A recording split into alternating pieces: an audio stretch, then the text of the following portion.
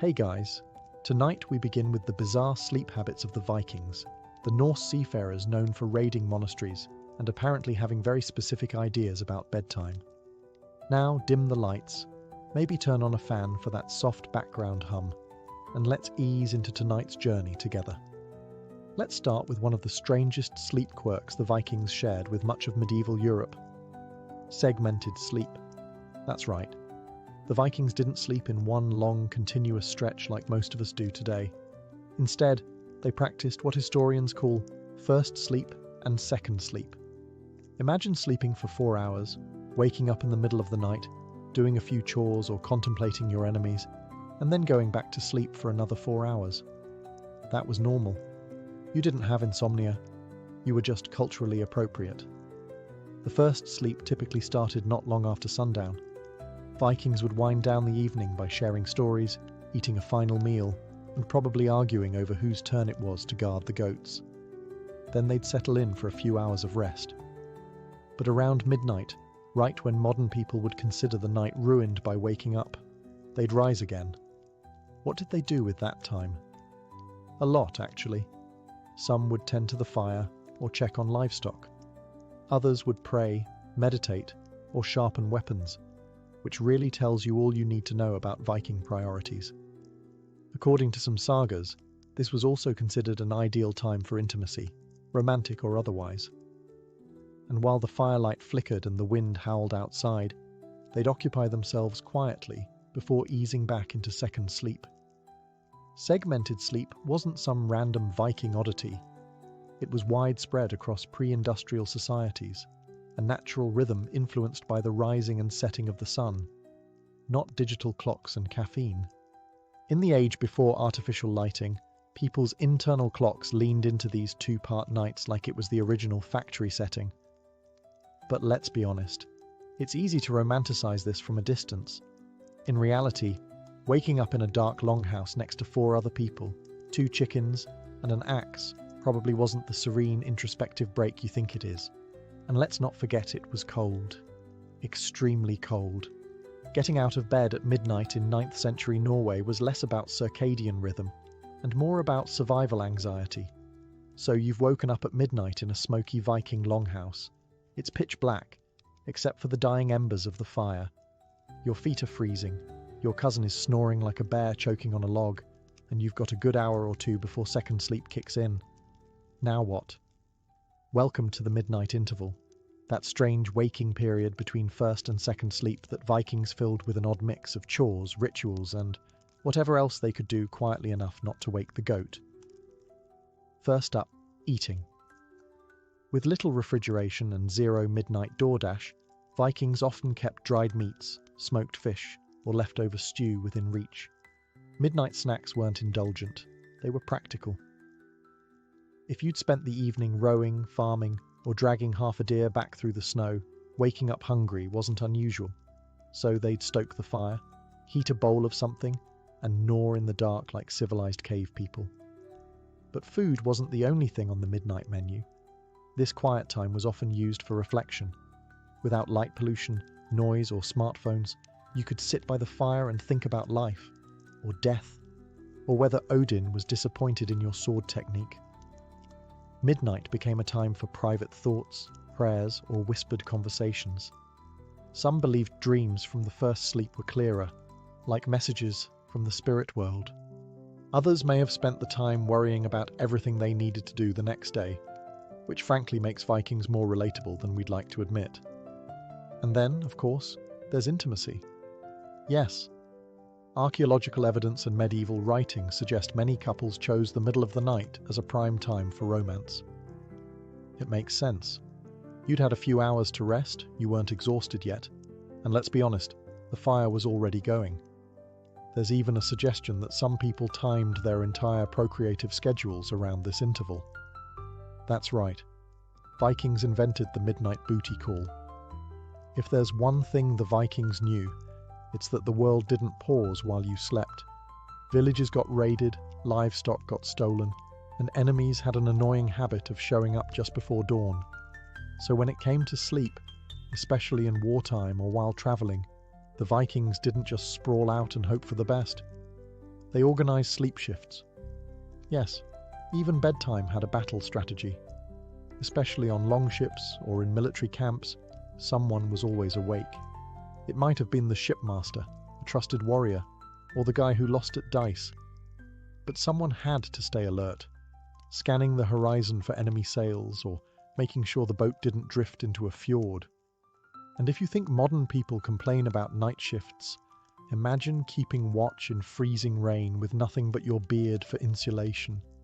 These shifts usually ran in cycles. One group slept while another kept watch. Then they'd switch. The result? No one was ever fully rested, but no one got murdered in their sleep either. It was a compromise, Viking style. Even back home, some form of night watch was common. In longhouses, those big communal halls where everyone slept together, someone might stay up tending the fire, listening for wolves, or just poking around to make sure the animals weren't chewing on someone's boots again. And in larger settlements, guards patrolled perimeters or manned lookout towers. But this wasn't just about safety. It was about culture. Being always ready was a point of pride. A Viking man wasn't supposed to sleep like the dead. He was supposed to sleep like a warrior, lightly, suspiciously, and with one hand on an axe. Deep sleep was for people who didn't expect to be attacked by surprise. And while it sounds exhausting, and probably was, this vigilance was part of their identity. To be Viking was to be tough. You slept when you could. You stayed alert when you had to. And if you dozed off during your watch, well, let's just say someone might urinate in your helmet as a lesson. Picture this. It's midnight in a Viking longhouse. There's frost on the windows, a smoky fire in the centre, and half a dozen Norsemen curled up under rough woolen blankets. Now look closer. None of them are undressed for sleep. There are no wardrobe changes, no rituals of winding down with cozy robes, because Vikings slept fully clothed, often in the same garments they wore all day, and in some cases, they even added a little something extra like armor. Let's start with the basics. Viking clothing was all about layering. Wool tunics, linen undershirts, thick cloaks, and fur when available. These weren't just outfits. They were survival tools. If you stripped down for bed, you were basically asking to wake up with hypothermia. This was Scandinavia, after all, not a cozy Roman villa with floor heating. And while sleeping in your clothes isn't exactly strange by pre-modern standards, the Vikings took it a step further. If you were a warrior, especially while traveling or during times of conflict, you might sleep with a bit of your gear on. Not full chainmail, unless you were extremely hardcore or just had a terrible sense of comfort, but enough to be ready. Because let's face it, the odds of waking up to a raid were non-zero. And fumbling with your pants while someone's breaking down your door with a spear is a quick way to end up in Valhalla. There are sagas that describe warriors dozing with their helmets nearby, weapons at the ready, cloaks still clasped. It wasn't about style, it was about not dying. Comfort was negotiable, readiness wasn't, and this wasn't limited to warriors. Even regular folks might sleep in their outer garments during winter months. The idea of putting on warm clothes after waking up simply didn't apply when warmth needed to be trapped and preserved through the night. Taking your shirt off was basically admitting you'd given up. If there's one rule that Viking culture seemed to follow religiously, it was this: never be more than arm's length from a blade, even when sleeping, especially when sleeping. For Vikings, the bed wasn't just a place to rest. It was a potential battlefield. The idea of tucking yourself in without a weapon nearby would have sounded as absurd to them as forgetting to bring your sword to a duel. So whether they were in a longhouse, on a boat, or camping under the stars, weapons were treated like bedtime companions.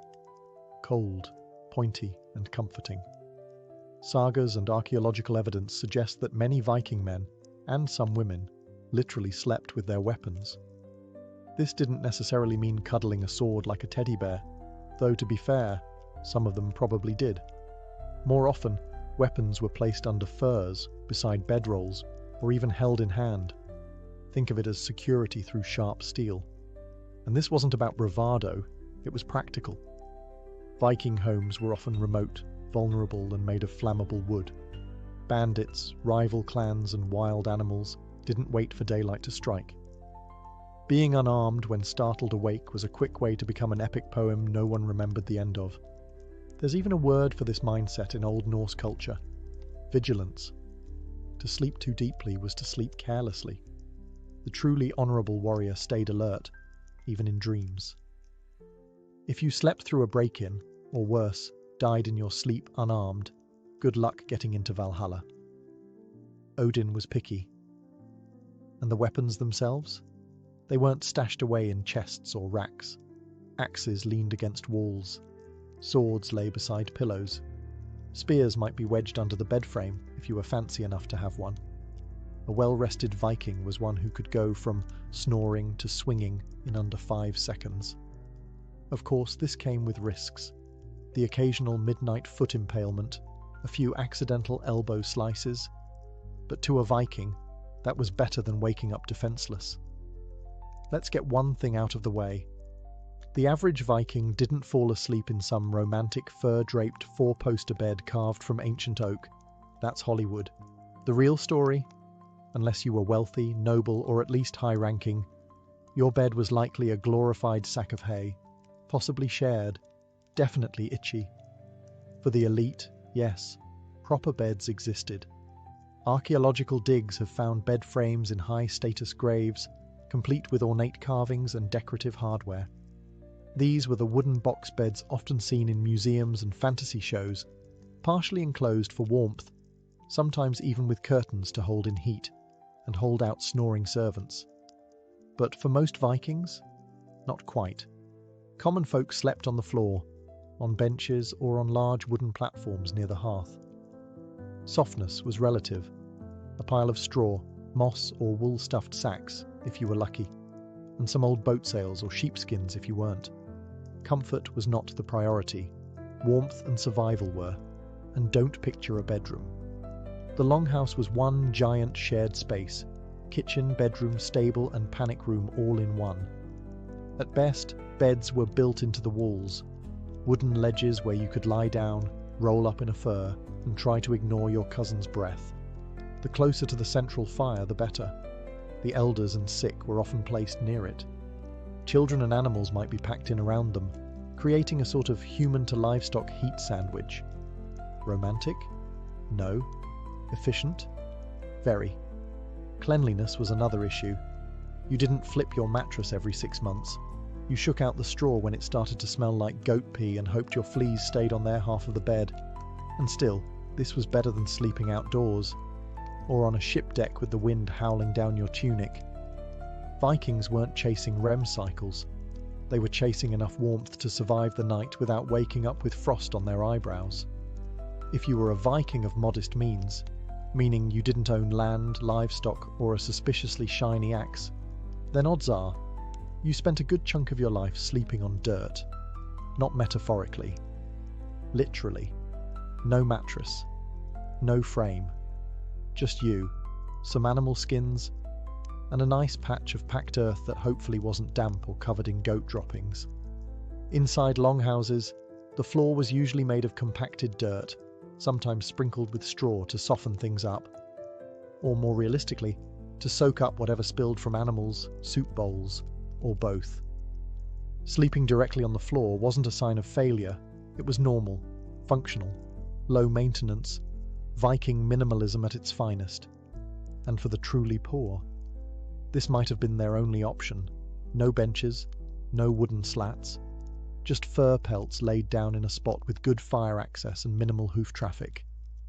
There are even accounts of travellers and guests sleeping near the doorway, which, in Viking terms, was one rung above outside on the hospitality ladder. Sleeping by the door meant you were welcome, just not that welcome. Also, you were probably the first person to get stabbed if someone broke in, so that was fun. The advantage of sleeping on dirt was heat. Earth retains warmth surprisingly well, especially if you're pressed between 2 other humans and a dog. And when your biggest enemy is freezing to death, you take what you can get. In the summer, it stayed cool, though comfortable is probably a strong word. Survivable might be more accurate. Of course, this style of sleep didn't come with back support. There were no chiropractors in the Viking Age. If you hurt your spine, you walked it off or became a bard. Still, for all its discomfort, this wasn't seen as shameful or sad. In Viking culture, toughness was admired, and luxury was sometimes viewed with suspicion. If you could sleep on the ground and wake up ready to raid a monastery, you were doing just fine. If you value silence, personal space, and separate bedrooms, you may want to skip time traveling to the Viking Age. Because for most Norse folk, sleeping was a communal sport. Entire families, and sometimes extended families, house servants, visitors, and the occasional animal, all slept in the same room, and often in the same bed platform. Not for fun, for warmth. Remember, this was medieval Scandinavia. Winters were long, cold, and unforgiving, and fireplaces weren't exactly cranking out modern insulation. So unless you were nobility with your own private box bed, and even then, it wasn't that private, you shared whatever sleeping space was available. The closer to the fire, the better. The closer to grandma's snoring mouth, less ideal. Longhouses were the Viking version of open-plan living. No interior walls, no cozy nooks, just a central hearth with people arranged like tired sardines on either side. Beds, if you had one, were built into the walls or arranged along benches. Otherwise, you picked a spot on the floor and made it work. If someone rolled into your space during the night, congratulations, you were now friends. Sleeping arrangements weren't just about comfort, they reflected status. The heads of the household usually got the warmest, most central positions. Children were packed in wherever they'd fit. Servants and distant cousins got the outer edges, possibly next to the door, the dog, or the family goat. If you woke up with a hoof in your face, well, try not to take it personally. And let's not forget, all of this was happening with zero ventilation. A packed room full of humans, animals, smoke, stew, and the faint musk of wool and wet boots. You didn't sleep through the night, you survived it. Privacy? That was a Roman problem. Vikings didn't need it. In fact, some scholars suggest that this close proximity sleeping encouraged strong social bonds, the kind forged through firelight, shared stories, and the mutual trauma of hearing your uncle mumble Viking poetry in his sleep. If you thought sharing a sleeping platform with your in-laws was rough, imagine throwing a goat into the mix, or a cow, or 3 chickens who absolutely refused to shut up. Welcome to the Viking version of central heating, sleeping with your livestock. No, this wasn't some quirky rural tradition. This was survival. Viking longhouses were multi-purpose structures. One big room for eating, sleeping, working, storytelling, and yes, sheltering animals. In fact, many longhouses were split into 2 main areas, one for humans, one for livestock. Sometimes there was a raised threshold between them. Sometimes there was a wooden partition. And sometimes you just accepted that the family sheep was now your bedtime neighbor. Why? Because animals gave off heat, and in Scandinavian winters, every bit counted. A cow could warm up a small corner of a house just by existing. Several cows? That was practically radiant floor heating. Chickens? Less effective, more chaotic, but still helpful. And the animals weren't exactly free roaming through the house. They had stalls or pens, at least in well-built homes, but sounds, smells, and the occasional escape attempt were part of the nightly soundtrack. A gentle lullaby of hoof scraping, snorting, clucking, and maybe the sound of a pig loudly judging your dreams. Cleanliness, as you can guess, was not optimal. Floors were packed earth, straw was everywhere, and the line between kitchen and barn was more of a vague suggestion. But for Viking families, the trade-off was worth it. Stay warm and alive, or stay clean and dead. Easy choice. Sleeping with animals wasn't considered strange. It was a sign that you were doing things right. You were maximizing resources, protecting your animals from theft or cold, and ensuring your children didn't turn into Viking cycles overnight. And of course, kids loved it. Free heat and a living pillow. What more could you want? Let's say you were a Viking on the move, heading out for a quick raid, a long trade expedition, or maybe a casual colonization attempt.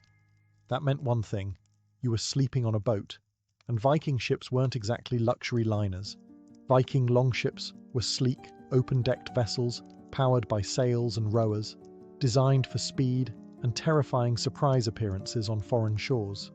But comfort? Not in the budget.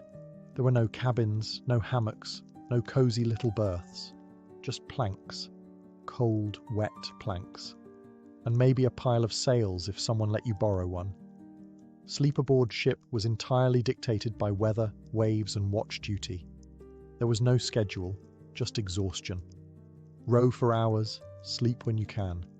Sometimes you'd collapse in your own sweat and sea spray. Other times you'd try to catch a nap while lying next to barrels of dried fish and a guy with a leaky helmet. If it rained, you got wet. If the wind picked up, you braced yourself and tried not to slide into someone's sword. And if you were lucky enough to sleep beneath the sail, congratulations. You just earned the VIP section. Crew members often rotated shifts.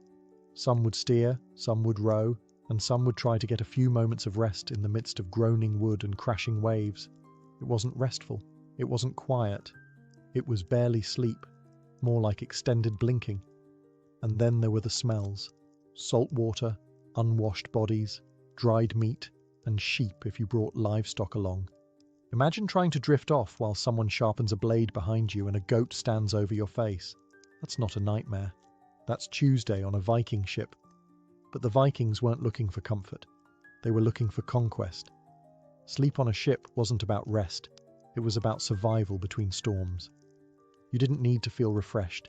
You just needed to be able to swing an axe when you reached land. For the Vikings, dreams weren't just a side effect of sleep.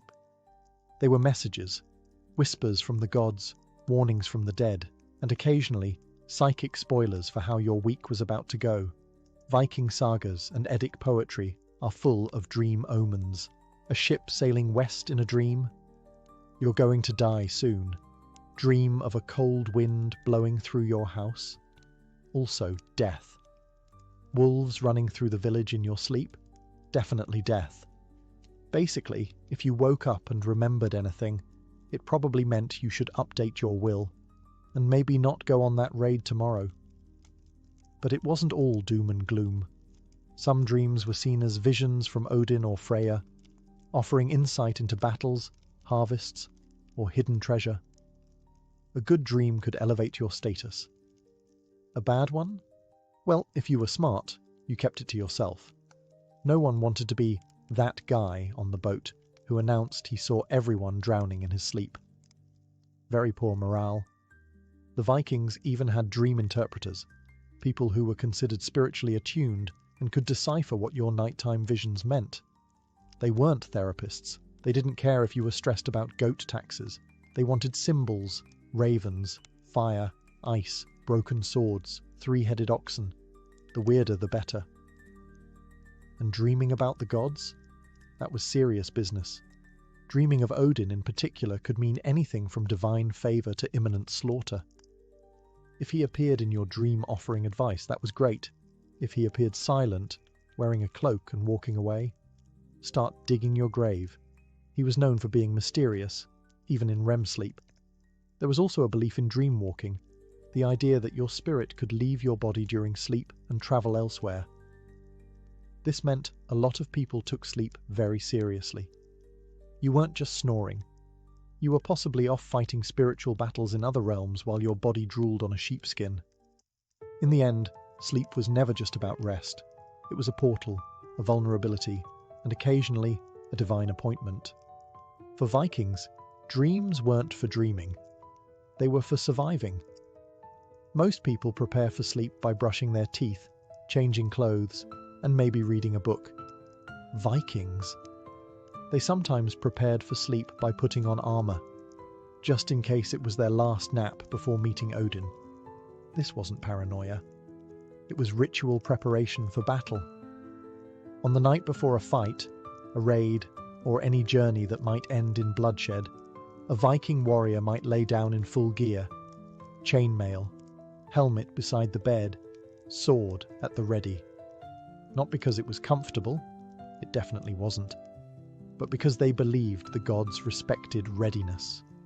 To die well, and to die ready, increased your chances of being chosen by the Valkyries. Sleeping unarmed? That was like showing up to Valhalla in your underpants. Some warriors believed that how you slept the night before battle could determine where your soul ended up. If you were prepared, alert, and mentally already in fight mode, Odin would notice. If you were cozy, drooling on your tunic, and forgot your axe in the other room, well, you might just wake up in hell, the icy afterlife reserved for people who died unheroically. A terrible fate for someone who owned 12 axes and bragged about it. The practice wasn't universal, of course. Not everyone had armor. It was expensive.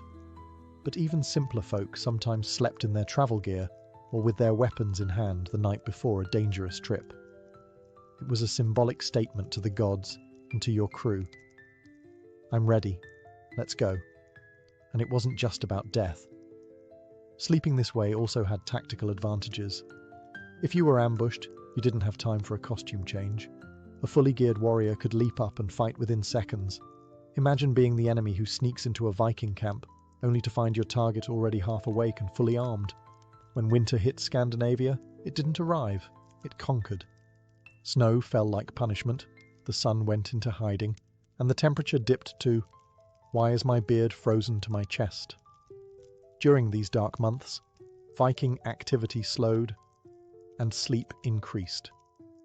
Yes, the Vikings may have been early practitioners of a kind of human hibernation. Not the biological kind that bears do, but a seasonal rhythm of extended rest and reduced activity. In short, they slept a lot more in winter. And who could blame them? With limited daylight, icy travel conditions, and little farming to do, there wasn't much incentive to leap out of bed at sunrise, especially when the sunrise wasn't until 10:30 a.m. Winter became a time of conservation. Conserve energy, conserve food, and try not to freeze solid by February. Sleeping longer during winter wasn't just a comfort, it was strategic. Less movement meant less food burned, and food supplies were precious. Why burn calories chopping wood when you could just add more layers and sleep through the next blizzard? Many families stayed indoors for days at a time, crowded around the hearth, sharing stories, mead, and heat. It wasn't laziness, it was adaptation. Extended rest also allowed bodies to recover from months of labor, hunting, and war. Think of it as ancient off-season training, if that training involved a lot of snoring and reindeer fur. Sagas and folk tales from the far north even hint at dream seasons, periods when people felt slow, reflective, even spiritually distant from daily life. It's possible that the Norse viewed winter not just as downtime, but as a mystical season where sleep, dreams, and introspection blurred together. And while some people still needed to stay active, guarding animals, fetching firewood, preparing food, there was definitely a shift. Winter was not the time to launch a raid. It was the time to sleep, plan a raid, and recover from the last one. While most Viking sleep habits were about staying warm, alive, and slightly less stabbed, there were moments when Vikings chose not to sleep at all, and not because of insomnia or goats being weird. Sometimes staying awake all night was intentional, even sacred. Enter ritual wakefulness. Certain Viking traditions and ceremonies involved deliberate sleep deprivation, usually to honor the dead, communicate with the gods, or prepare for something very big and very bloody. For example, during funerals, it was common for mourners to stay awake through the night in vigil, drinking, reciting poetry, and sharing stories of the deceased. Think of it as a cross between a wake and a Norse TED Talk, but with more ale and occasional axe juggling. These overnight gatherings weren't optional. Staying awake showed respect. Falling asleep? That was bad form, like texting during a eulogy, but with a higher risk of being elbowed awake by a drunk cousin. Vigil also had a spiritual edge. The Norse believed that the veil between worlds was thinner at night, especially when someone had just died. Staying awake meant you could feel the presence of the departed, maybe even catch a vision or two. Whether this was divine connection or too much fermented honey, we may never know. Warriors, too, practiced ritual wakefulness. Before a raid or major battle, a night without sleep could serve as a form of mental sharpening, a time to meditate, focus, or psych yourself up by staring into the fire and thinking about how awesome Valhalla sounds. Some warriors even claimed to receive omens or dreams while still awake, sitting trance-like before combat. And then there were seers and vulvas, mystical figures who sometimes stayed awake all night to perform rituals, chant spells, or interpret dreams others had. They were expected to remain alert still, and disturbingly calm while everyone else was nodding off into their bowls of porridge. After all the sagas, ship raids, and stew-fueled storytelling, one truth about Viking sleep becomes clear. It wasn't about luxury, it was about survival. If modern people treat sleep like a wellness activity, the Vikings treated it like one more arena to stay alive in. Everything about their rest was hard-earned. They slept in shifts so nobody got ambushed. They curled up beside fire pits, animals and relatives because insulation was more valuable than privacy. They wore their clothes, and sometimes their armor, into bed because you never knew who or what was coming through the door next. They saw dreams not as random brain static, but as potential prophecies. They accepted that sometimes sleep was meant to restore the body, and sometimes it was meant to prepare the soul for death. Even their rituals of wakefulness, staying up all night during funerals or battle vigils, reinforced the idea that sleep was not guaranteed and not something to be taken lightly. For the Norse, every moment of rest had a purpose. Sometimes that purpose was warmth, sometimes it was readiness, and sometimes it was to prove you were still stronger than the night itself. Comfort? That was for after the raid, after the snow melted, after you made it home with both legs. Maybe then you'd get a bed, probably still shared, possibly next to a goat. But despite all that, Viking sleep wasn't bleak. It was resilient. They adapted to their brutal environment with raw practicality and a touch of mysticism. They didn't invent bedtime stories, but they sure knew how to turn dreams into legends. And maybe that's the most Viking thing of all. They didn't romanticize sleep. They didn't overthink it. They just did what had to be done, wrapped in wool, holding an axe, snoring beneath a sagging roof while the wind howled and the world waited for spring. In the year 1480, Rome was a city of incense and blood. Behind the crumbling columns of imperial glory, a new dynasty was rising, not one of emperors, but of popes who wielded power like warlords. And into this world, on April 18th, Lucrezia Borgia was born. Her father? Rodrigo Borgia, a Spanish cardinal with ambition sharp enough to draw blood. Her mother? Vanozza de Catane, a Roman courtesan with connections and cunning. From the very beginning, Lucrezia's life was wrapped in silk and scandal. She wasn't just any illegitimate daughter. She was the illegitimate daughter of a man who would soon become Pope Alexander VI, arguably one of the most controversial pontiffs in history. The word nepotism didn't just apply to the Borgias, they practically copyrighted it. Rodrigo Borgia didn't bother hiding his children. On the contrary, he flaunted them, installing them in courts and marriages like chess pieces, pawns in a game where the Pope held all the power. Lucrezia grew up in the Vatican's shadow, educated, fluent in Latin, Greek, and poetry. Her childhood wasn't filled with toys, but with tutors, political rumors, and secret ceremonies. She wasn't meant for innocence. She was being raised to seduce alliances. By the age of 11, the rumors had already started. Whispers that she was more than just a girl, that she was a weapon, a vessel of beauty and manipulation, trained to be married off to the highest bidder or most strategic family. Her father saw her not as a child, but as a key, a way to unlock influence across Italy's fragmented city-states. But here's where things get complicated. Was Lucrezia a scheming enchantress from the beginning? Or was she a girl being groomed by a corrupt family? given no other path than the one laid out by her infamous surname. As Lucrezia reached her teenage years, the world around her would darken. Rome was a cesspool of poison, spies and daggers in the dark. The Borgia name became synonymous with seduction and betrayal, and Lucrezia would become its most enduring and misunderstood symbol.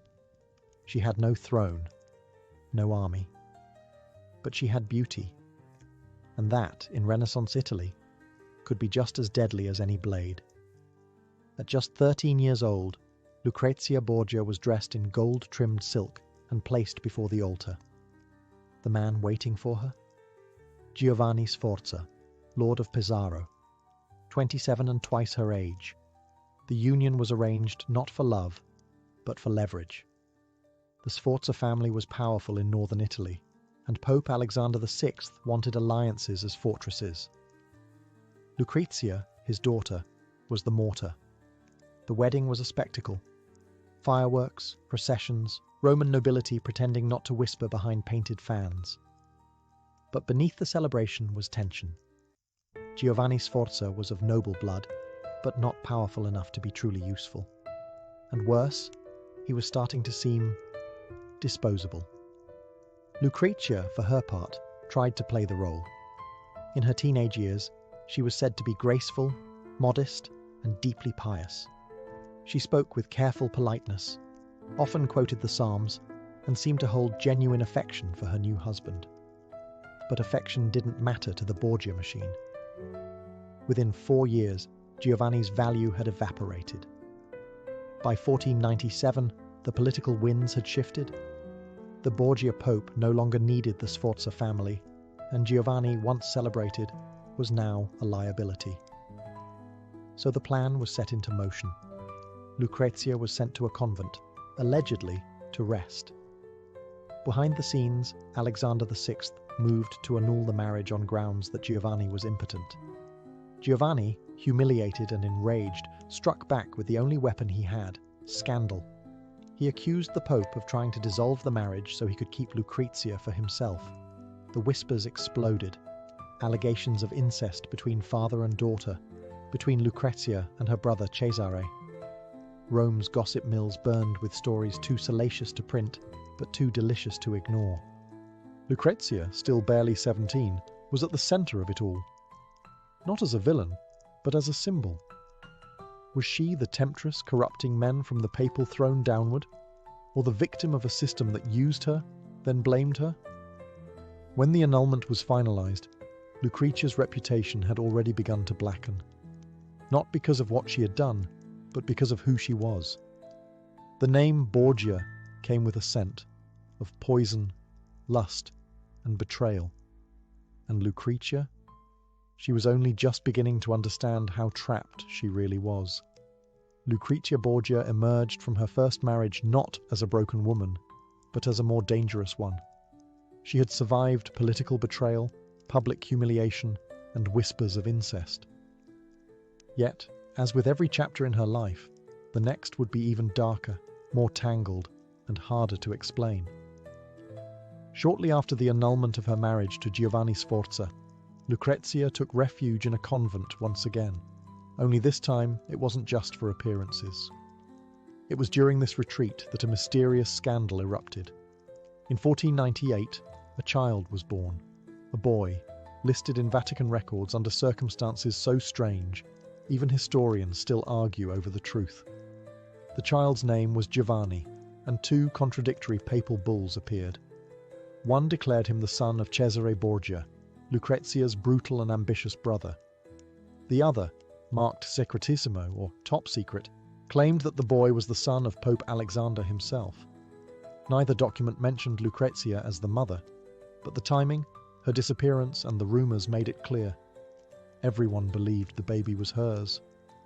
So who was the father? Cesare? The Pope? A secret lover named Pedro Calderón, a Spanish courtier who mysteriously vanished, likely at Cesare's hands. The truth was tangled in lies and vanished documents, but one thing was certain. Lucrezia's body had become the property of scandal itself. She couldn't sneeze without Rome assuming it was a calculated move in a Borgia plot. If the child was hers, she never officially acknowledged him, but she didn't reject him either.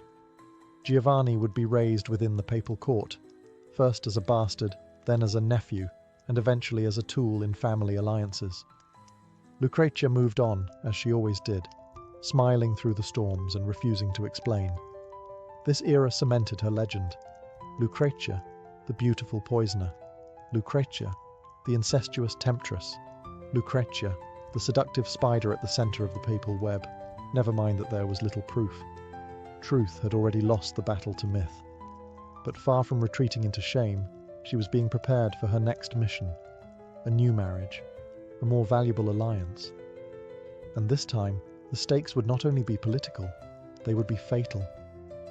Lucrezia wasn't just a pawn anymore, she was becoming a queen. In a rare twist of fate, Lucrezia's second marriage seemed to offer something she had never known before: love. In 1498, at just 18, she wed Alfonso of Aragon, Duke of Bisceglie, a handsome, soft-spoken 19-year-old from the Neapolitan royal family. Unlike her first husband, Alfonso wasn't a political placeholder. He was a prince of royal blood. And more surprisingly, their marriage seemed warm, even affectionate. For a time, Lucrezia bloomed. The court buzzed about her beauty.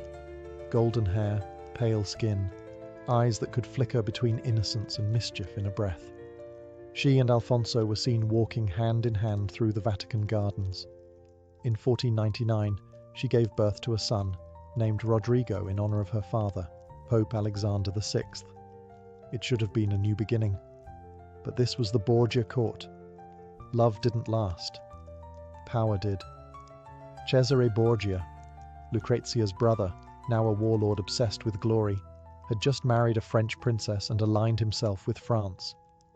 Naples, Alfonso's homeland, had become politically inconvenient.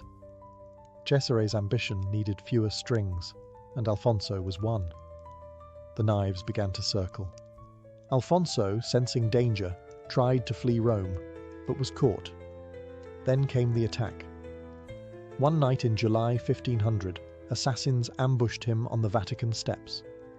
He was stabbed multiple times, but miraculously survived, at first.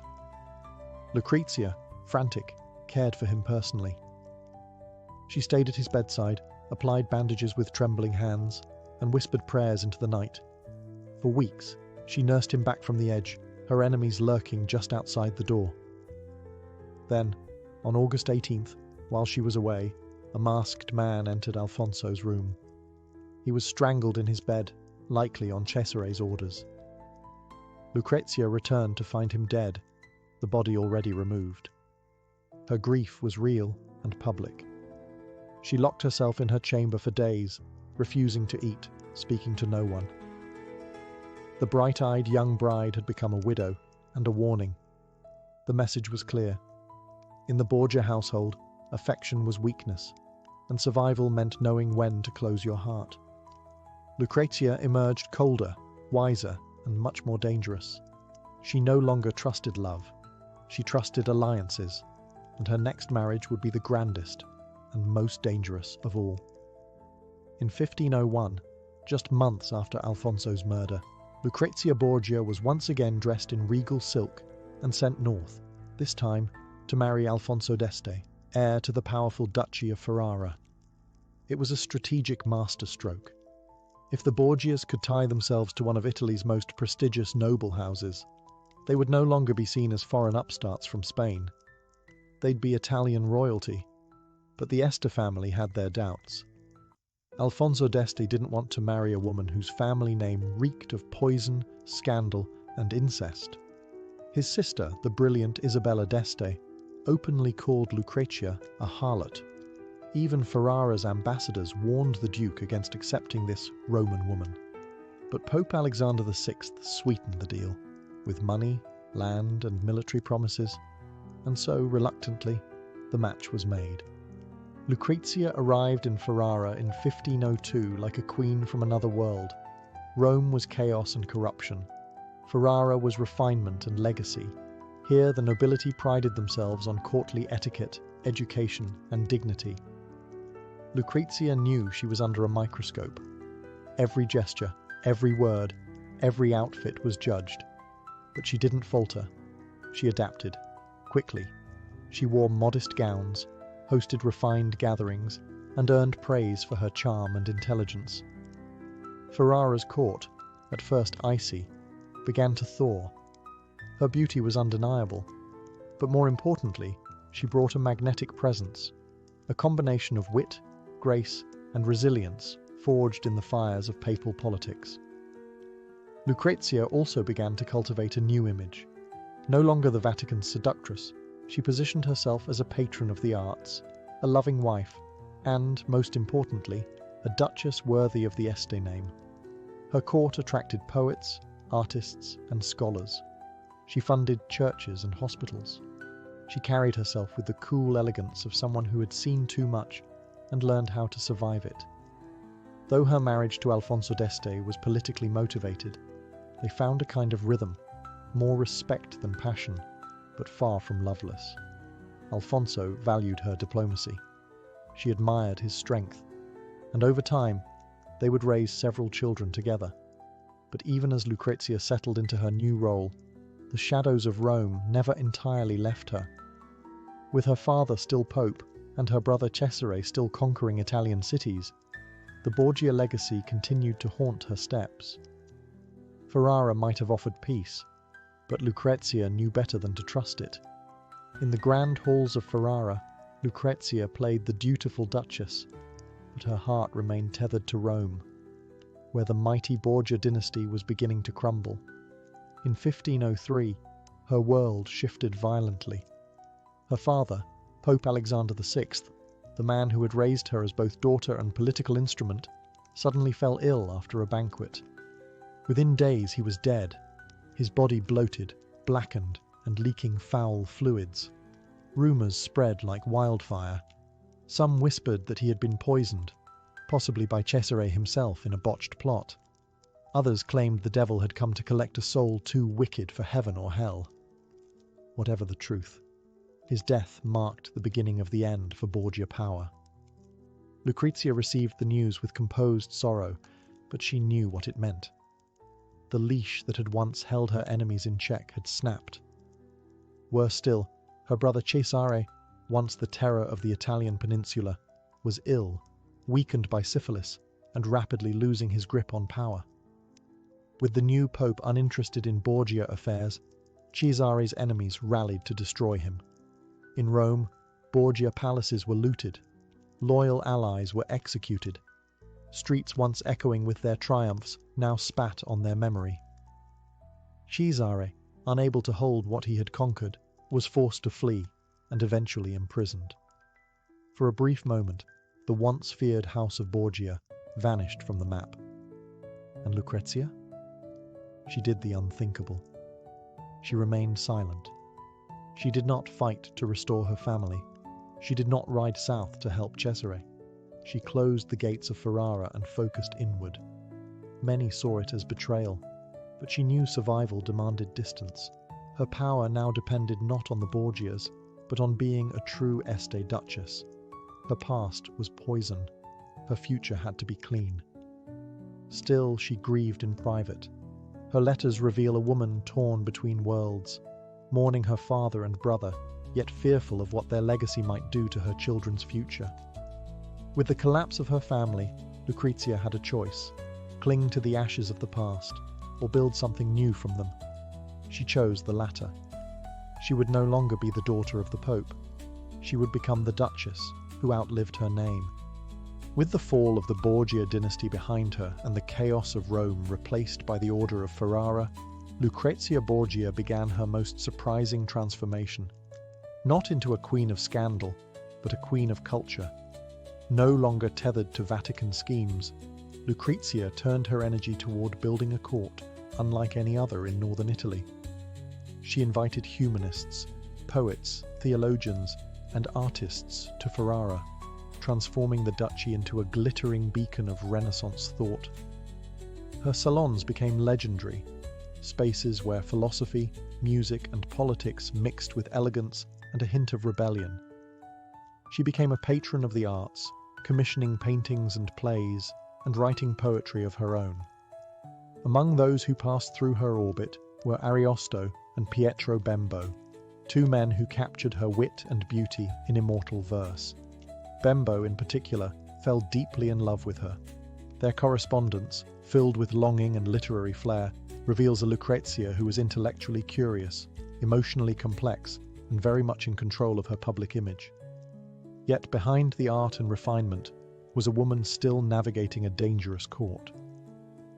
Life in Ferrara was not without enemies. Some nobles still whispered that she was a Borgia witch in disguise. Others resented her influence over Duke Alfonso. But Lucrezia countered their disdain with impeccable diplomacy. She made strategic charitable donations, championed religious causes, and hosted lavish public festivals to win the hearts of her subjects. Motherhood, too, became a new focus. She bore several children, though not all survived infancy, and lavished attention on their education and futures. She was especially protective of her eldest, Rodrigo, whose birth had been shrouded in scandal. In Ferrara, she tried to secure his place with titles and affection, though he remained an uncomfortable reminder of her past life. Perhaps most notably, Lucrezia used her position to mediate between warring Italian factions. She wrote letters to kings and popes, offering peace proposals and calming tensions. Some even began to see her not as a former pawn of the papacy, but as a ruler in her own right. By 1510, Lucrezia Borgia was no longer just surviving. She was thriving, as a duchess, a mother, a patron, and perhaps, finally, as her own woman. But peace in Renaissance Italy was always a brief illusion, and the shadows of the past were never truly gone.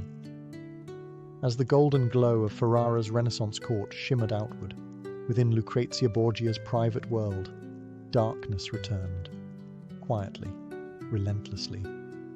In the years following her cultural triumphs, tragedy struck her family like a slow, choking tide.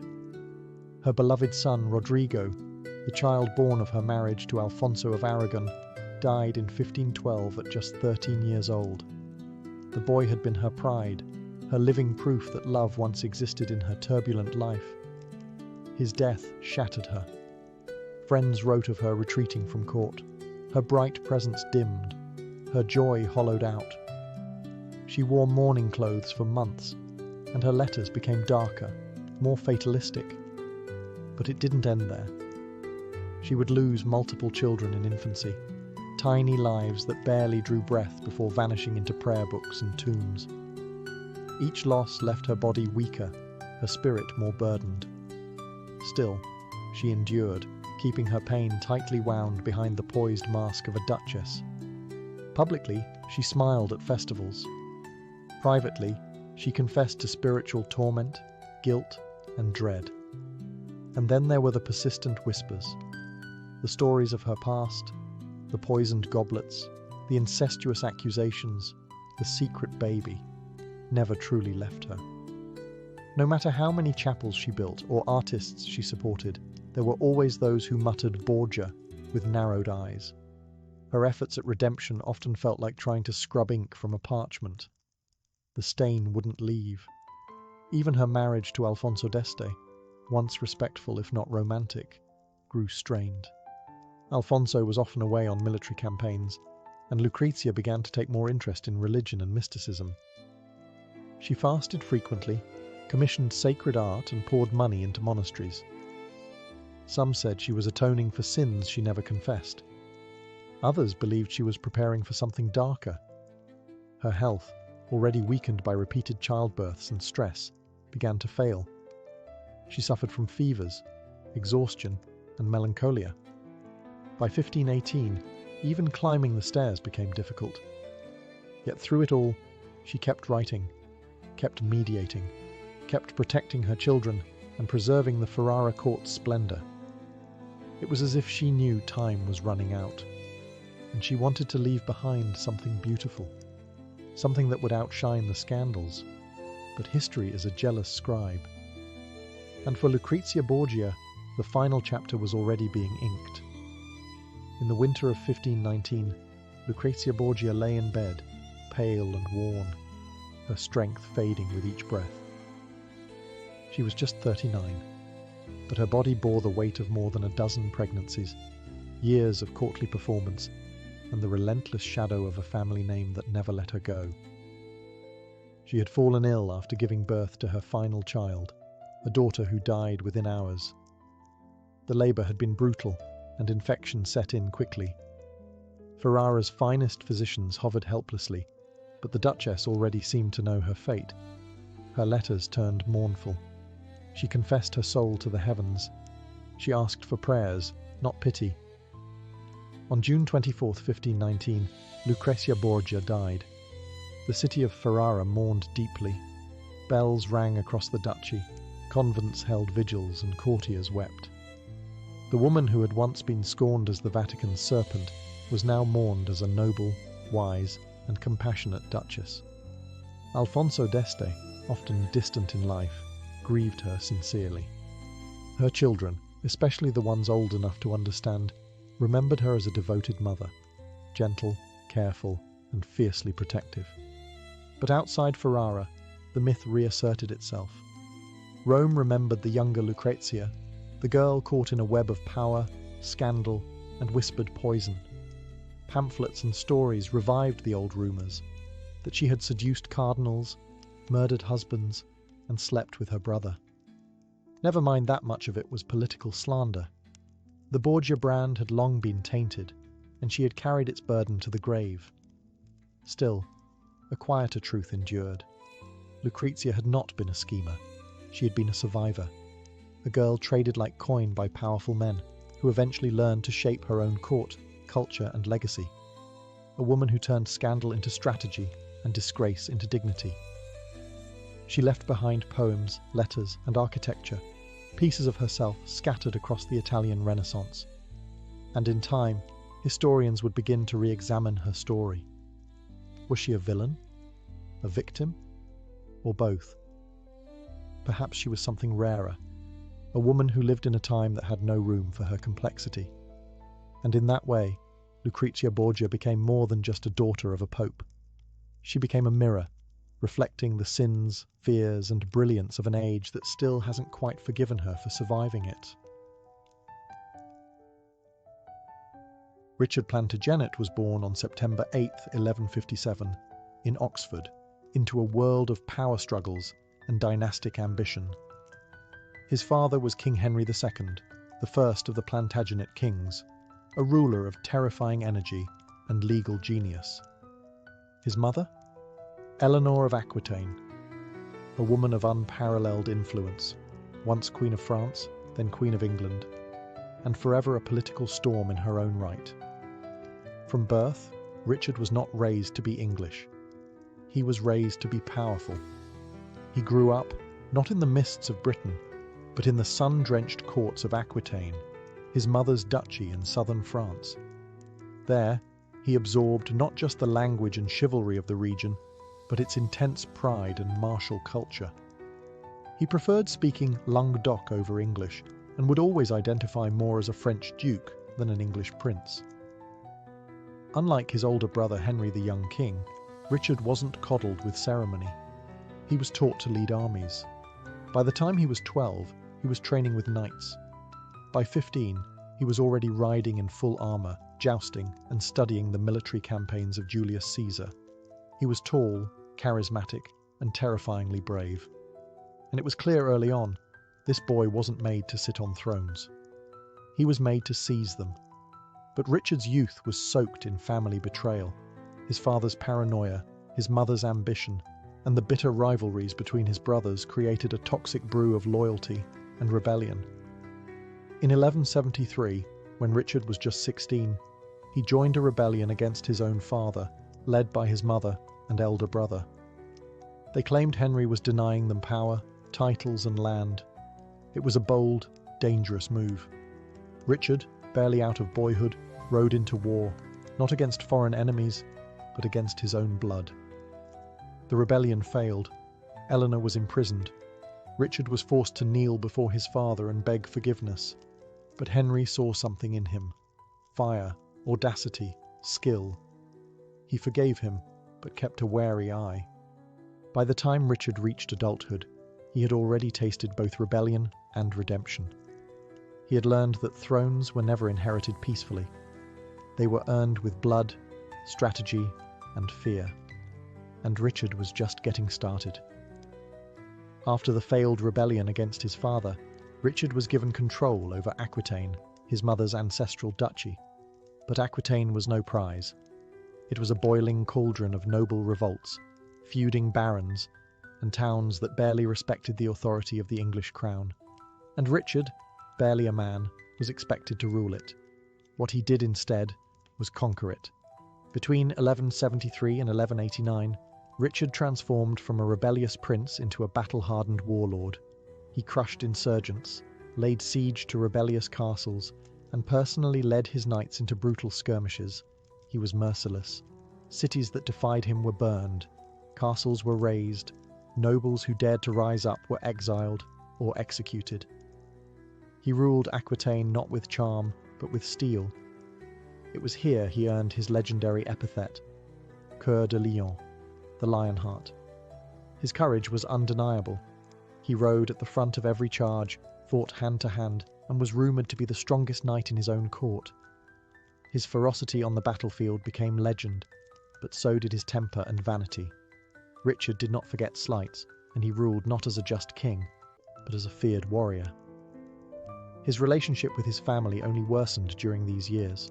He and his brothers, Geoffrey and John, vied constantly for their father's approval and territories, and Henry II, seeing Richard's growing ambition, feared him. A new civil war nearly erupted more than once. Then, in 1183, fate took a dramatic turn. Henry the young king, Richard's elder brother and the presumed heir to the English throne, died of dysentery while campaigning. Suddenly, Richard was next in line. But Henry II didn't trust him, and tried to force him to hand over Aquitaine to his youngest brother, John. Richard refused. Tensions snapped again. In 1187, Eleanor, still imprisoned, was released briefly to mediate, but the final break came in 1189, when Richard did the unthinkable. He allied with King Philip II of France, his father's enemy. Together, they attacked Henry's territories in France. The aging king, sick, tired, and betrayed by his favourite son, was finally broken. When Henry died shortly after, Richard became King of England, Duke of Normandy, and Count of Anjou. But his crown wasn't forged in Westminster. It was forged in rebellion, fire, and the ashes of a father's broken heart. When Richard I ascended the English throne in 1189, the people celebrated. He was 31, tall, golden-haired, and already a living legend. But they didn't know what they were really getting. Richard wasn't interested in governing. He had no passion for tax reform, justice, or domestic policy. He saw England not as a homeland, but as a bank, because Richard had one obsession, the crusade. He had vowed to take the cross years earlier, inspired by tales of Jerusalem's fall and the growing fame of Saladin, the great Muslim leader who had reclaimed the holy city. To Richard, this was not just a war. It was his divine purpose, a chance to prove himself not just as a king, but as a holy warrior, God's chosen champion. So he sold everything that wasn't nailed down. He drained the royal treasury. He imposed massive taxes. He sold titles, lands, and offices, infamously declaring he would sell London itself if he could find a buyer. He even ransomed prisoners and pardoned criminals for coin. The money all went to ships, armour, and mercenaries. In less than a year, he had transformed England into a crusader's launchpad. But England itself? It was left behind. Richard appointed a government in his absence. His mother, Eleanor of Aquitaine, as regent, and his ambitious but dangerous brother John was left with minimal power. For now. The people hoped Richard would return soon. He wouldn't. In 1190, he departed for the Third Crusade, sailing alongside King Philip of France, his former ally, and soon bitter rival. Together, they stopped in Sicily, where Richard immediately found himself embroiled in a power struggle between local rulers. Instead of praying in cathedrals or fasting in holy silence, he laid siege to the city of Messina and sacked it. He was not there to negotiate. He was there to conquer. This was Richard's pattern. Arrive, intimidate, fight, and demand surrender. And it worked. Messina submitted. Gold flowed into his coffers, and by the time his fleet set sail again, his reputation as the most dangerous knight in Christendom was sealed. But already cracks were forming. His alliance with Philip was beginning to rot, and storms would soon scatter his fleet. And far to the east, Saladin waited, ready to test the Lionheart's legend. Before Richard could even reach the Holy Land, fate threw him another battlefield. A storm scattered his fleet across the Mediterranean, and one of his ships, carrying his sister Joan and his future bride, Berengaria of Navarre, was shipwrecked on the island of Cyprus. The local ruler, Isaac Comnenus, a rogue Byzantine prince, made a fatal mistake. He refused to release Richard's royal passengers and looted the survivors. That was all the excuse the Lionheart needed. Richard landed on Cyprus with cold fury. Within days, he had conquered the island. It was a swift and brutal campaign. Castles were taken, Isaac was captured, and famously bound in chains of silver, because Richard had promised not to use iron. The conquest shocked everyone. The Crusader king hadn't even reached the Holy Land, and he had already added an island to his possessions. Amidst this chaos, Richard did something unexpected. He got married. On May 12, 1191, Richard married Berengaria of Navarre in Limassol, Cyprus. The wedding was splendid, the church decked in silk, with nobles and knights bearing witness. But the marriage was cold from the start. Berengaria was quiet, pious, and politically useful, but she would never be close to Richard's heart. In fact, she would spend most of their married life far away from him. This entire chapter, storm, conquest, and wedding, perfectly captured Richard's character. He could pivot from crusader to conqueror to groom in a single month. Always bold, always theatrical, always hungry for action. But while Cyprus fell into his lap, his alliance with Philip of France was falling apart. Philip had grown envious of Richard's fame, his charisma, and perhaps his ability to overshadow him at every turn. Tensions reached a breaking point when Richard refused to marry Philip's sister, Alice, whom he had been betrothed to for years but allegedly seduced and discarded. Philip, humiliated, returned to France, leaving Richard to face Saladin alone. And Richard didn't mind. He preferred it that way. No rivals, no politics, just war. With Cyprus conquered and his bride safely married, Richard finally turned his fleet toward the shores of the Levant. The Lionheart had arrived in the Holy Land, and the real war was about to begin. By the time Richard arrived in the Holy Land in June 1191, the siege of Acre had already dragged on for nearly 2 years. Crusader forces had surrounded the coastal city, but Saladin's defenders were holding firm. The crusade had stalled, morale was crumbling, and disease stalked the camps. What they needed was a leader who could break the deadlock, and Richard delivered. Despite suffering from scurvy and fever, he immediately took command. With siege towers, crossbowmen, and terrifying discipline, he launched relentless assaults. Within a month, Acre fell. The Muslim defenders surrendered, and the city's gates creaked open. But the real drama began after the surrender. Richard demanded an enormous ransom from Saladin, 200,000 gold dinars, the release of Christian prisoners, and the return of the True Cross, a sacred relic taken at the disastrous Battle of Hattin. Saladin hesitated. He stalled. Negotiations dragged. Richard's patience snapped. On August 20th, 1191, he ordered the execution of 2,700 Muslim prisoners, including women and children. They were marched outside the city walls and slaughtered in full view of Saladin's army. The message was unmistakable. Richard would not be played with. He dealt in action, not diplomacy. The massacre sent shockwaves across the Holy Land. Crusaders were stunned. Saladin, known for his chivalry, was enraged. But he did not retaliate with the same brutality. He continued to treat captured Christians with mercy, perhaps to draw contrast with the bloodthirsty Lionheart.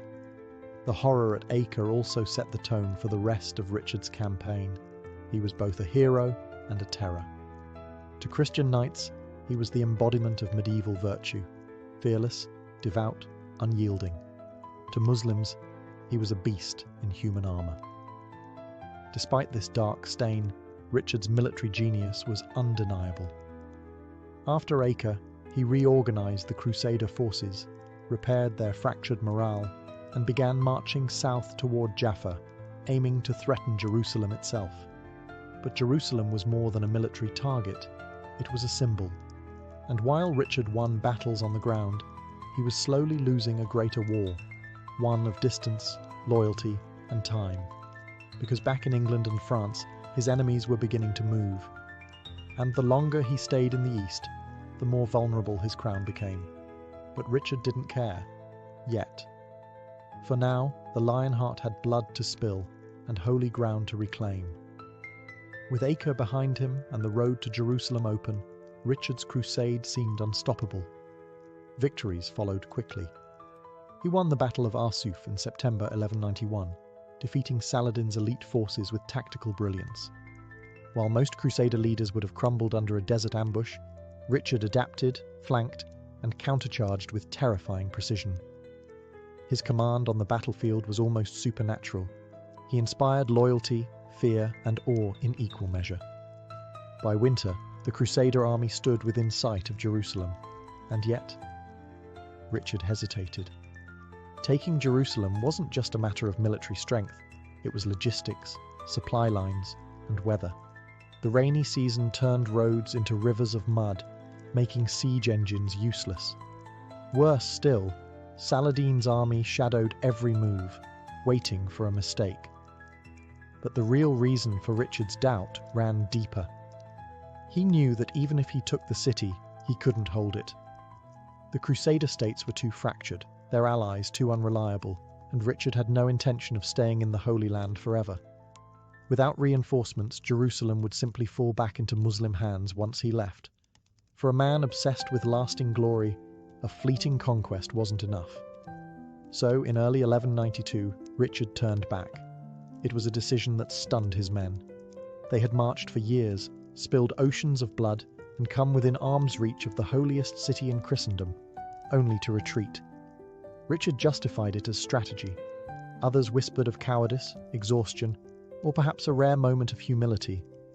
Either way, Jerusalem would remain in Muslim hands. But the campaign wasn't over. Richard recaptured Jaffa in July 1192 with another daring assault, personally leading a last-minute counterattack to save the city. Saladin was reportedly impressed by his courage, calling him a man of iron. Still, both leaders were exhausted. By September, they agreed to a truce, the Treaty of Jaffa. Jerusalem would stay under Saladin's control, but Christian pilgrims would be allowed to visit freely. The Crusader states would retain a thin strip of coast. It wasn't a victory, but it wasn't a defeat either. Richard had failed to reclaim the Holy City, yet preserved Christian influence in the region. But as he turned to sail home, a new enemy awaited. Not Saladin, but Europe itself. Because while Richard fought for Christendom, his own brother had begun fighting for his crown. Richard the Lionheart never made it straight home from the Holy Land. In fact, he barely made it home at all. In late 1192, he began the long journey back to England. But storm, illness, and political enemies turned that journey into a nightmare. Sailing through the Adriatic Sea, Richard was forced ashore and tried to travel incognito through Central Europe, disguised as a humble pilgrim. It didn't work. He was recognized near Vienna by agents of Duke Leopold of Austria, a man Richard had humiliated during the Crusade by tearing down his banner from the walls of Acre. Leopold, nursing that old grudge, arrested the king and passed him along to Emperor Henry VI of the Holy Roman Empire. Richard, warrior king of England, lion of the Crusades, was now a prisoner in a cold German dungeon. The news shocked Europe. Kings weren't supposed to be treated like this, not unless they were being executed. But Henry VI saw an opportunity. He demanded an outrageous ransom, 150,000 marks, more than double England's annual income. To pay it, every church, village and noble was squeezed dry. England groaned under the weight of taxes, and even royal crown jewels were pawned. Back in England, the real danger wasn't the ransom. It was Prince John, Richard's younger brother, who had been plotting with King Philip of France to seize the throne. John spread rumours that Richard was dead and made moves to take power, seizing castles, forging alliances, and bribing officials. England stood on the edge of civil war.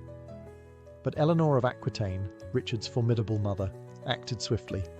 She rallied loyal nobles, negotiated with the emperor, and kept John contained. When the ransom was finally paid in February 1194, Richard was released to thunderous celebration. Asked what he'd do about John, Richard famously quipped, "I forgive him, and let him wait for my inheritance." It was classic Lionheart, sharp, sardonic, and vengeful beneath the surface. Though he'd only spent 6 months in England during his entire reign, the people still saw him as their heroic king, returned from captivity like a biblical figure. But Richard wasn't back for peace. He was back for war, with France. The crusade was over. Now the battlefield would be his own backyard. Richard may have returned to England a free man, but he had no intention of staying there. Within weeks of his release, he crossed the Channel once again, this time not to reclaim holy ground, but to defend his French territories against a familiar foe, King Philip II of France. The two former Crusade allies were now bitter enemies. Philip had schemed with Prince John during Richard's imprisonment, seizing castles and stirring rebellion across Normandy, Anjou, and Aquitaine. Richard, humiliated and enraged, launched himself into battle with renewed fury.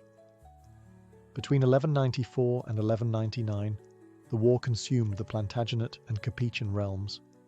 Richard waged an almost ceaseless campaign of sieges, raids, and ambushes across France. He personally led his knights into battle, stormed enemy strongholds, and rebuilt castles with astonishing speed. His favourite project? The mighty Château Gaillard, a fortress in Normandy perched on a cliff over the Seine River, so strong and modern it was said to be impregnable. He poured his genius into it, calling it "my fair daughter," and boasting that he could hold it even if its walls were made of butter. This was Richard at his most focused and formidable. No longer chasing relics in Jerusalem, he now waged a deeply personal war to restore the lands his father had ruled and punish the kings who dared defy him. His brother John, meanwhile, was humbled and reconciled with Richard, swearing loyalty in exchange for forgiveness. But the Lionheart was not just fighting France. He was racing time. Years of war, imprisonment, and crusading had aged him. He suffered bouts of fever and exhaustion, but never backed down. In public he laughed, rode, and drank like a conqueror. In private his body was failing, and he knew it. Still, the war pushed on. In early 1199, while laying siege to a minor rebel stronghold at Chalus-Chabrol in central France, a petty fortress of little strategic value, Richard, ever bold, removed his helmet and approached the walls on horseback to inspect the defences. And from that wall, a lone crossbow bolt flew. It struck his shoulder. The wound seemed minor at first, but within days, infection set in. Richard began to burn with fever, and his skin blackened. The Lionheart had survived crusades, captivity, and countless battles. But this wound, inflicted by a nameless boy defending a forgotten castle, would be his last. As the infection spread through his body, Richard the Lionheart lay dying in the castle chapel of Chalus-Chabrol. He was just 41 years old, a warrior in his prime, brought down not by a mighty army or a legendary foe, but by a single crossbow bolt, fired by a teenage boy defending a trivial fortress. The irony was thick. After years of surviving sieges, crusades, and imperial prisons, Richard's reign ended over a minor rebellion in an unimportant corner of France. It was the perfect end for a king whose life had always defied logic and order. Knowing death was near, Richard prepared himself. He summoned his mother, Eleanor of Aquitaine, now in her 70s, to be by his side. In one of their final conversations, she held his hand, a mother comforting a son who had been forged in steel but was now melting away. He made peace with his brother John, naming him heir, a choice that would haunt England in the coming years. And the boy who shot him? Richard ordered he be spared and given a reward. But after his death, his mercenaries defied the order and flayed the boy alive, a brutal punctuation to a bloody reign. On April 6th, 1199, Richard died. His body was divided in death as it had been in life. His heart was buried in Rouen, his brain in Poitiers, and his body laid to rest at Fontevraud Abbey, beside his father, Henry II, whom he had once rebelled against and ultimately succeeded. Even in death, he straddled the fractured territories of a crumbling empire. Richard's reign had lasted only 10 years, and he had spent less than 6 months of it in England. He spoke little English, raised heavy taxes, and left the kingdom deeply in debt. Yet despite it all, he was remembered, almost immediately, as a hero. Why? Because Richard embodied the ideals of medieval kingship: bravery, chivalry, strength, and uncompromising will. His legend grew, exaggerated by chroniclers and poets, painting him not as he was, but as he was needed to be. In the centuries that followed, his tomb became a place of myth, and his name became a byword for courage. Richard the Lionheart was no saint, but he died as he lived, sword drawn, heart blazing, and always riding into the fire. It started with a single woman. On a blisteringly hot morning in July of 1518, in the bustling medieval city of Strasbourg, a woman named Frau Trophea stepped into the street and began to dance. Not to music, not at a festival. She wasn't drunk or celebrating. She simply started to move, rhythmically, relentlessly, without smiling, without speaking. Witnesses say she looked distressed, arms flailing, sweat pouring down her face, her shoes slapping the stones as she spun and jerked with unnatural energy. Neighbours watched in confusion. Some laughed nervously, assuming it was a joke. But the joke didn't end. She danced for hours, then through the night, and then into the next day. No one could stop her. Her husband pleaded. Clerics watched. Physicians scratched their heads. But she kept going, her eyes wild, her body trembling, her feet blistering. Eventually she collapsed from exhaustion, only to get back up and keep dancing. By the third day, a small crowd gathered, not of spectators, but fellow dancers, as if something had taken root in the town's mind. Within a week, dozens had joined her. Men, women, even children, all spinning, leaping, twitching uncontrollably. The square in Strasbourg turned from a marketplace into a dance floor of panic. There was no music, no joy, just bodies trapped in motion. Civic leaders were stunned. This was no festival. These people weren't celebrating. They were suffering. Some were foaming at the mouth. Others screamed prayers as they spun. Many cried for help. Yet none could stop.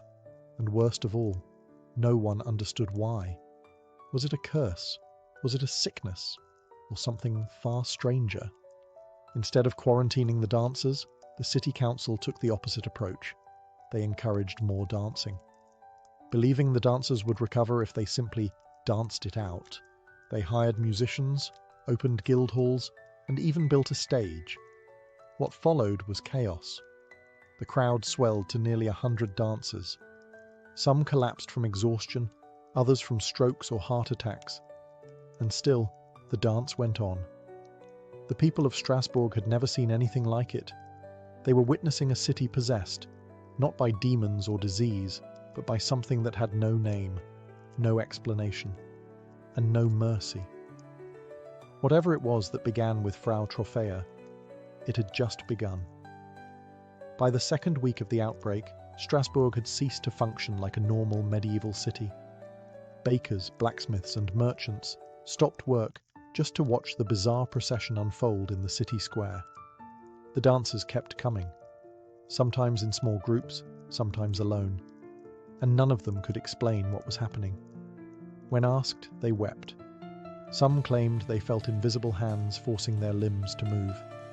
Others said their minds were trapped, watching their bodies perform a painful, endless ballet. By now, the local authorities were panicking. Over 100 people had been swept up in the madness. Some were bruised and bleeding. Others had collapsed and been carried away, only to return hours later, feet bandaged, still dancing. The strange affliction showed no signs of slowing. Physicians of the day offered no real comfort. The leading theory? Hot blood.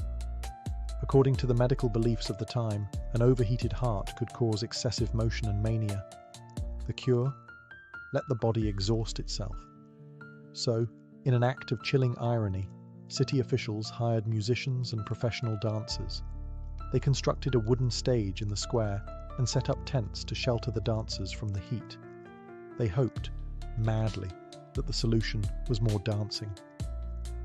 The result was catastrophic. The music intensified the frenzy. Drummers pounded rhythms that echoed through the streets like war signals. Fiddlers played until their fingers ached.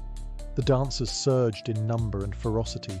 Some writhed on the ground as if possessed. Others leaped so violently they dislocated joints or struck their heads on nearby walls. By the third week, people began dying. Accounts speak of heart attacks, strokes, exhaustion, and even people dropping dead mid-spin, only to be stepped over by the still-moving crowd. There was no mass grave, no ritual for the fallen, only more music, more sweat, more suffering. Behind the horror, the city's leaders whispered of supernatural causes. Some believed the dancers were cursed by Saint Vitus, the patron saint of epilepsy and madness. Others suspected demonic possession, or worse, divine punishment for some unspoken sin festering within Strasbourg. But one thing was clear. This was no longer a strange woman in the street.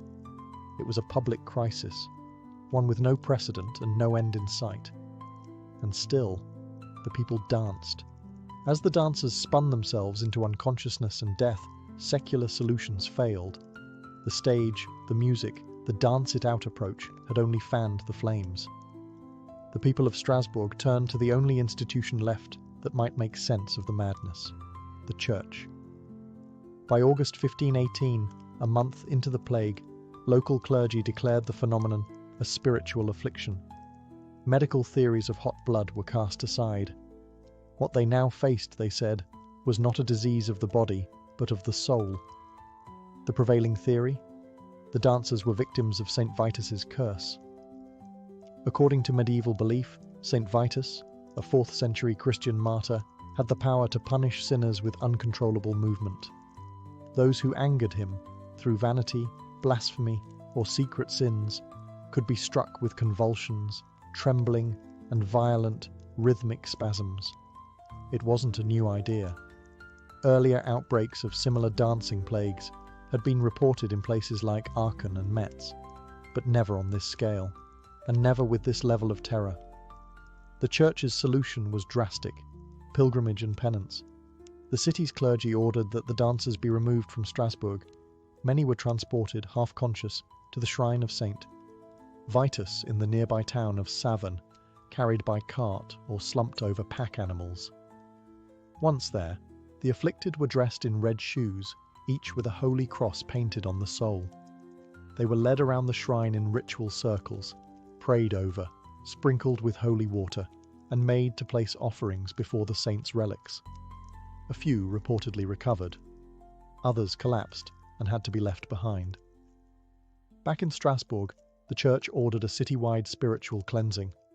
Gambling was banned, blasphemy punishable by fine, secular music was prohibited, public dancing outlawed, sermons thundered from pulpits, warning of divine wrath. Citizens were urged to confess sins, perform acts of charity, and renounce temptation. The city became a place of hush and fear, as if trying to cover up the noise and frenzy that had overtaken it. And slowly, almost inexplicably, the dancing began to stop. no one declared the end. There was no final waltz, just fewer dancers each day, silence returning to the square. And then, as suddenly as it began, the streets of Strasbourg stood still again. But the questions had only just begun. When the dancing finally stopped, Strasbourg didn't breathe a sigh of relief. It held its breath, because no one understood what had just happened.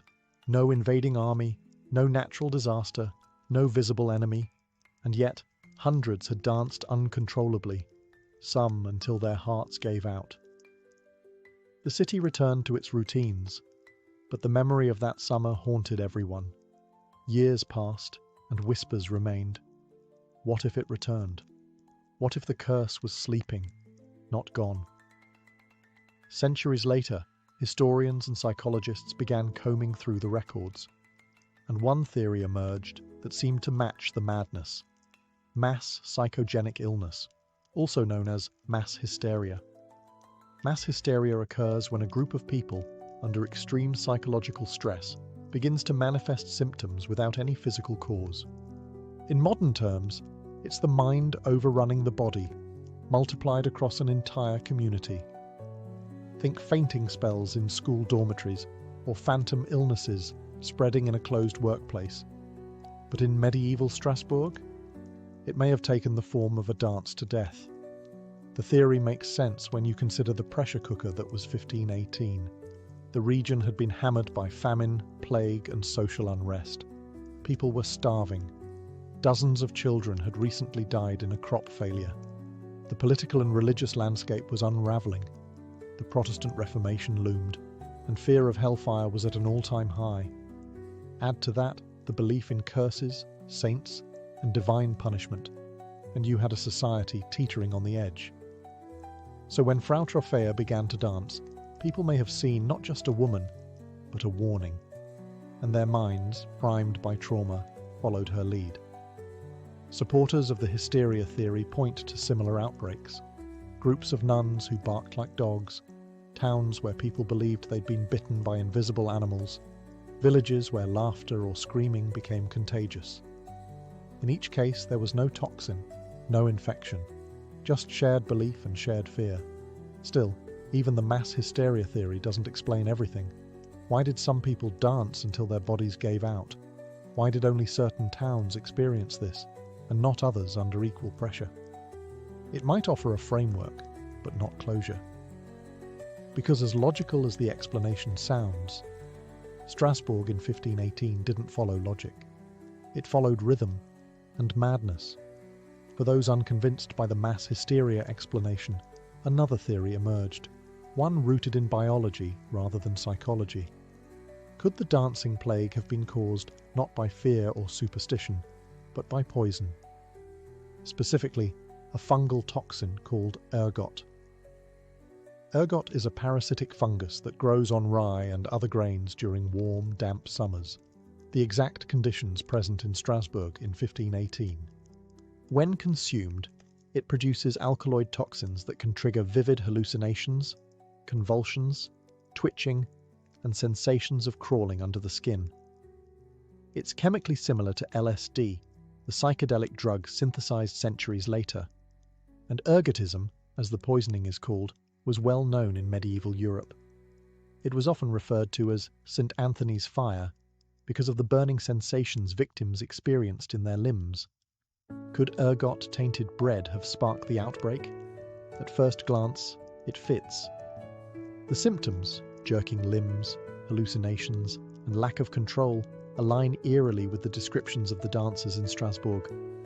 The idea that entire communities could unknowingly consume contaminated grain and then begin to move erratically in unison sounds plausible, especially in an era when food shortages meant even mouldy bread would not go to waste. But the theory has problems. For one, ergotism usually causes convulsions and stiffness, not dancing. Victims are more likely to collapse into spasms or suffer seizures, not maintain coordinated rhythmic movement for days. Also, ergotism tends to cause gangrene and vomiting long before inducing any form of energetic behavior. There are no contemporary reports of blackened limbs, vomiting blood, or other classic ergot symptoms in Strasbourg. Then there's geography. If ergot contaminated bread was the cause, why didn't nearby towns, eating from the same grain sources, experience similar outbreaks? Why was it so specific to Strasbourg? Still, some researchers argue for a combination. Mild ergot poisoning sparking neurological symptoms in a population already pushed to the brink by starvation and fear. Perhaps the fungus dulled inhibition. Perhaps it blurred the line between vision and reality, setting the stage for a psychological wildfire. It's a fascinating idea. A toxin in the daily bread becoming a chemical conductor for communal madness.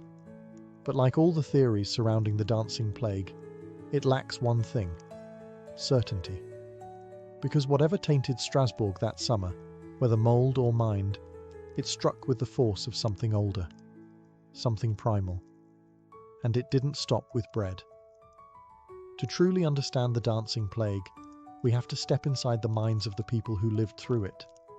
And that means entering a world where fear, faith, and folklore were indistinguishable from fact. In 1518, Europe was not merely struggling with famine and disease, it was spiritually anxious. Life was short, violent, and often inexplicable. The average person believed their suffering came not from bacteria or psychology, but from divine punishment or supernatural wrath. The church dominated every aspect of life. People prayed to saints for rain, for fertility, for healing, and especially for protection. But that devotion came with fear. If saints could heal, they could also curse. And none were more feared in this regard than St. Vitus. He was the saint most associated with involuntary movement and convulsions.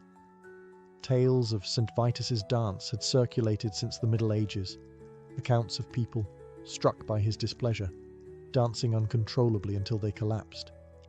It was believed he could possess the body, twist it into spasms, and drag the sinner through madness until they were cleansed or dead.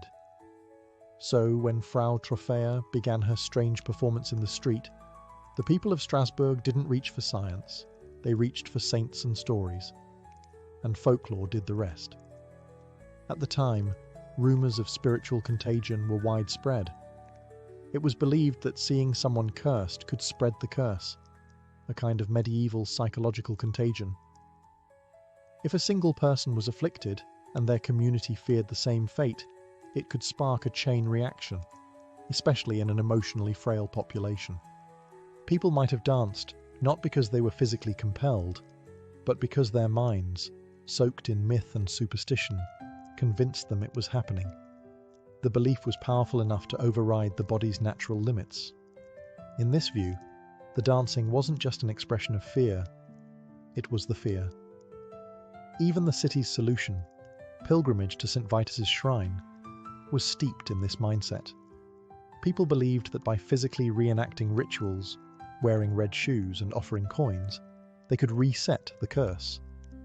And in some cases it seemed to work. But if belief could cure, it could also harm. In 1518, belief was not optional. It was the framework through which every cough, shadow, and twitch was interpreted. And when belief breaks from reason, reality follows. Strasbourg's dancing plague wasn't an isolated case. It was simply the most infamous. Across medieval Europe, similar outbreaks had been recorded, decades, even centuries earlier. The phenomenon had a name long before 1518. People called it the choriomania.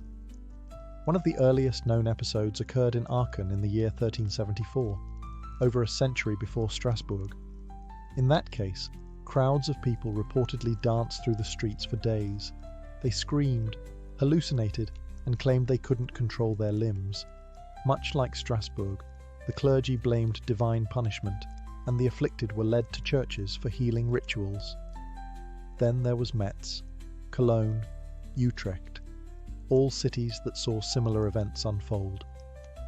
Groups of people dancing, sometimes laughing, sometimes crying, and often begging for help.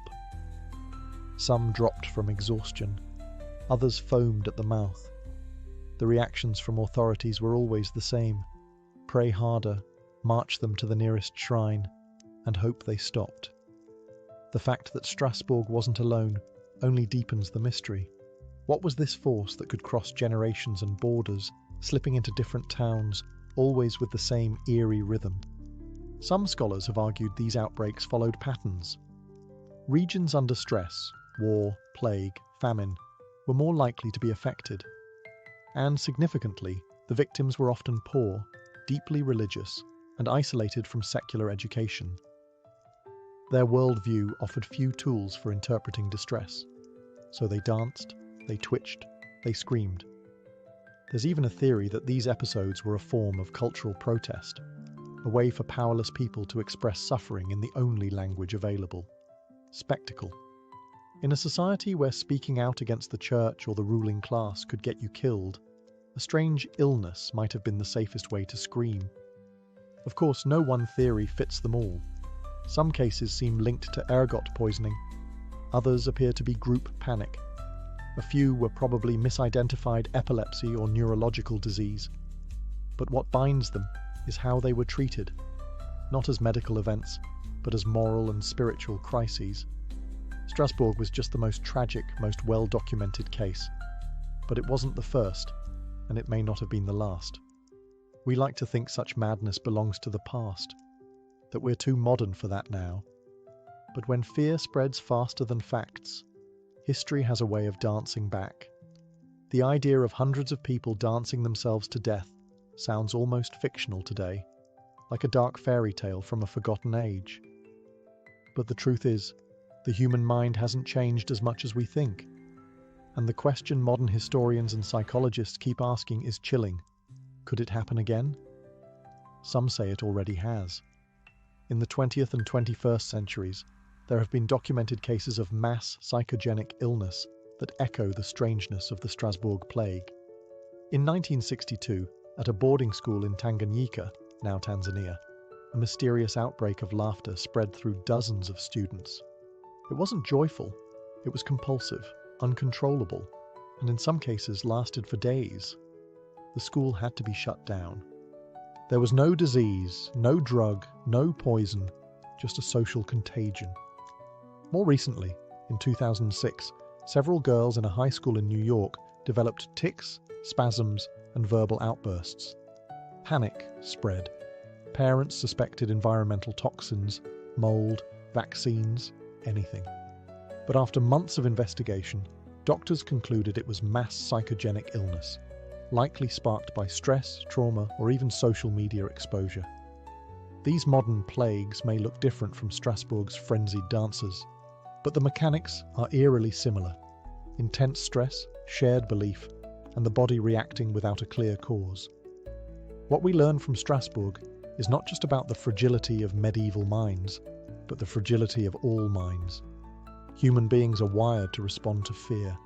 When the world feels unstable, when systems break down, when authority seems uncertain, our brains look for escape valves. Sometimes that's panic, sometimes it's illness, and sometimes it's dance. The danger today may not be in cobbled town squares, but in digital ones. Online fear spreads in milliseconds. Misinformation moves faster than medieval rumours ever could. One viral video, one false claim, one moment of group panic, and you could see the seeds of a modern hysteria bloom before anyone can stop it. So while we may never again see villages collapsing from dance in cathedral courtyards, the psychology of Strasbourg is far from dead. It's just waiting for the right stage, the right audience, and the right spark. And when it comes, the rhythm may sound a little different, but the madness, it'll feel hauntingly familiar. Centuries have passed since the cobblestones of Strasbourg echoed with the desperate footsteps of the dancers. No more stages are built, no musicians are summoned, and yet the questions remain. Why did they dance? Was it a madness of the mind, a sickness of the blood, or the wrath of a forgotten saint? The dancing plague of 1518 resists a single explanation because it sits in the shadowy place between history and myth, between science and superstition. It wasn't a war. It wasn't a plague of rats or fleas or fire.